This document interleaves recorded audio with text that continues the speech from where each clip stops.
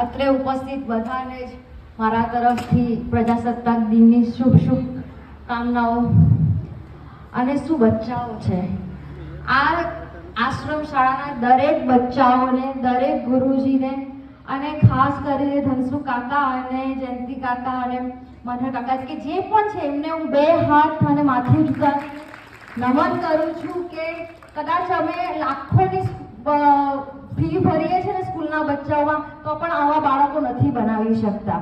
જે તમારી મહેનત છે, તમે જે ગુરુજીઓએ કે તમારે જે ગોડફાધર તરીકે જે આ બચ્ચાઓને તમે જે ટ્રેનિંગ આપો છો, કે જે ભણાવો છો, કે જે પણ કંઈ કરો છો, કદાચ લાખોની ફી આપીને પણ આપણે આટલી સક્ષમ સ્કૂલમાં બચ્ચાઓને આટલા સારા ટ્રેન નથી કરી શકતા.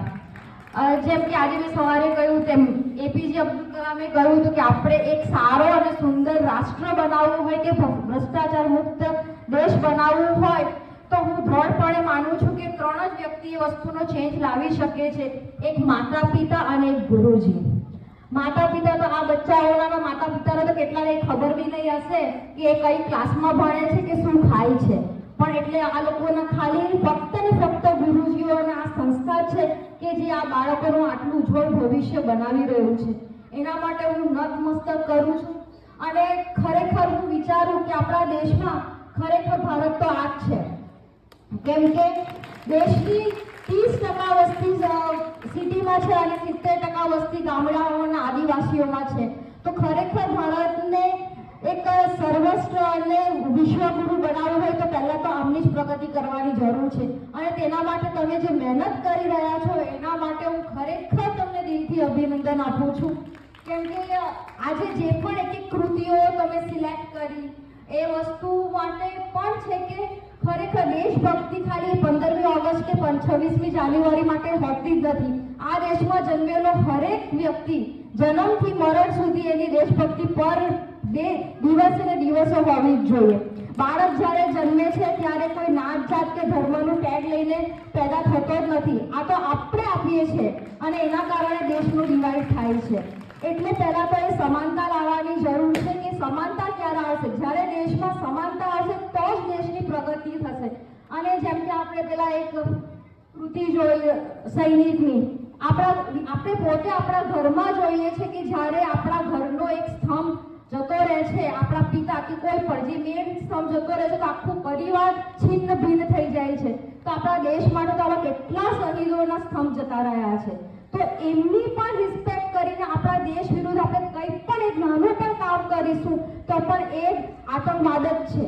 સો એના માટે કે તમે પહેલા તો દેશ માટે શું કરી શકો છો, એક સારા નાગરિક બનો, સારું શિક્ષણ મળે અને પહેલા પોતાના પરિવારને, પછી પોતાના ગામને, પછી પોતાના સમાજને અને પોતાના દેશને આગળ વધારી શકો. દરેક વસ્તુ સ્ટેપ વાઇઝ થાય અને એના માટે તમે જે જગ્યા પર છો એ બેસ્ટ જગ્યા પર છો એ હું માનું છું.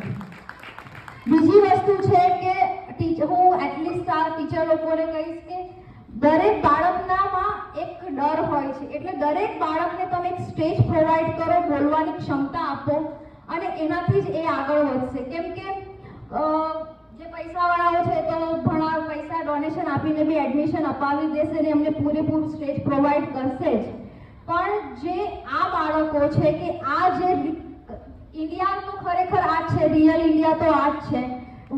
નેતાઓ પણ આ કે પોલિટિશિયન્સ પણ આની પર જ જીતે છે, સિટીથી તો જીતતા નથી.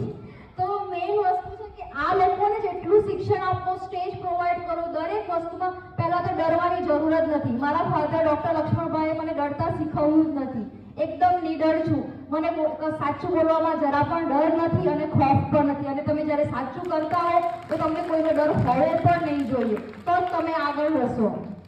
અને બીજી વસ્તુ કે ધનસુ કાકા અને જે ટીમ કામ કરી રહ્યા છે ખરેખર એને બિરદાવવા લાયક છે. અને જેમ મનહર કાકાએ કીધું કે આંટી એમને સપોર્ટ કરે છે એટલે અંકલ આગળ વધ્યા છે, સેમ મારા રીતે હું મારી છોકરી સવારે સ્કૂલે ક્યારે જાય છે મને ખબર નથી હોતી, કેમ કે મારા હસબન્ડ જ કરે છે.